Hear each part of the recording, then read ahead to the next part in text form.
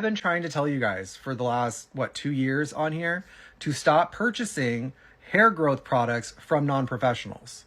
If they're not a dermatologist, trichologist, or a knowledgeable cosmetologist, you should not be purchasing things from people that don't know what they're talking about, that are just giving you a sales pitch. Especially when it comes to hair growth. It's not just like a normal, oh, I like this mousse because it gives me a lot of control and it's soft and flexible and has a lot of hold. That's fine. But when it's supposed to treat something, no. These people are essentially preying on the insecurity that is thinning hair, telling people focus on that symptom and correct that symptom.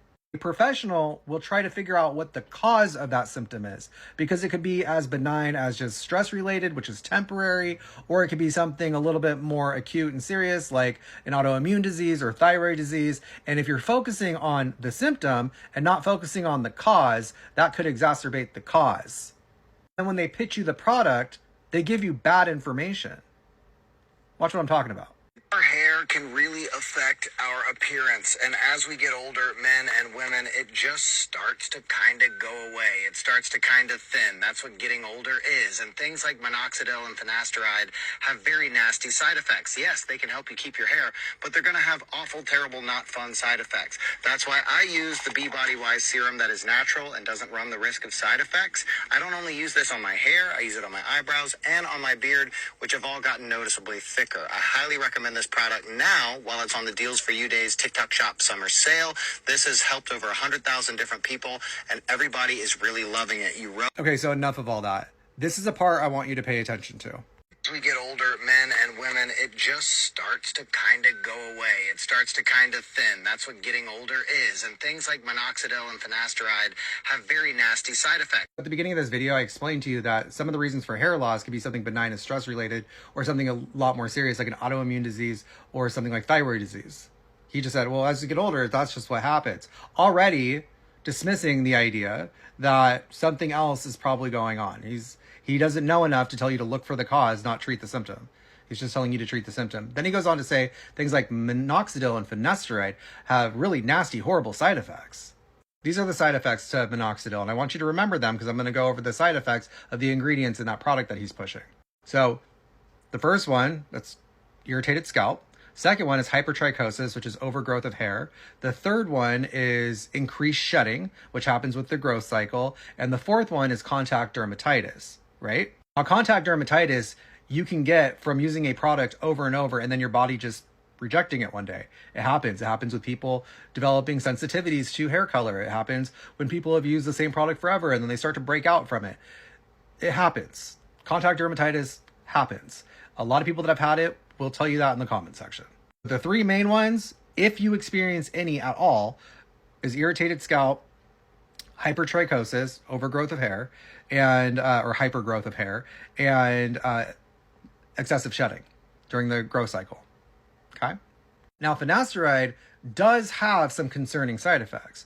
It can have change in sexual function. It can have changes in a woman's breasts. There can be depression. There can be rashes. There can be testicular pain. So finasteride can cause those things. Most often than not, people are going to be moving more towards minoxidil, but he just grouped minoxidil with finasteride and said they both have really nasty, horrible side effects. But those two don't have comparable side effects, right? Then he shows his product, the Be Body Wise Roll-On Hair Growth Treatment. The main component in that ingredient list is 3% rosemary oil. Rosemary oil, 3% rosemary oil, was compared to minoxidil in a study, and it showed that after 3 to 6 months, people were seeing similar results to the minoxidil with the rosemary. But they didn't really see too much results until about 3 to 6 months, more likely closer to the 6-month mark. And there was more success with the minoxidil than there was with the rosemary. So it didn't work for everybody or as many people as minoxidil did. The second ingredient is 3% redenzel.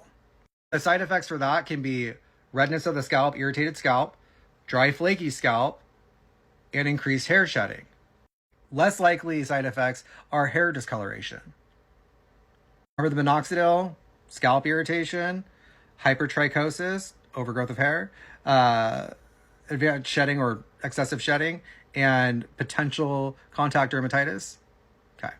The next ingredient is 2% aminexyl. That can cause, wait for it, scalp irritation, increased shedding, headaches, gastrointestinal disruption, meaning like diarrhea, upset stomach, nausea, things like that. It's rare, but it can cause it. And it can also cause hives, rashes, so on and so forth as a side effect, an allergic reaction. And the final ingredient is 2% anagen, which can cause redness of the scalp, dry, flaky scalp, increased hair shedding, headaches, and then your typical allergic reactions, rashes, hives, swelling. How did he describe both minoxidil and finasteride? Like minoxidil and finasteride have very nasty side effects. They have very different side effects. And the side effects of the minoxidil are more closely similar to the side effects of all the ingredients in the product he's selling, which he said what about again? I use the Be Body Wise serum that is natural and doesn't run the risk of side effects. Weird, because I just read all the possible side effects from the ingredients in that product. They were awfully similar to the nasty side effects that came out of what he said was in minoxidil.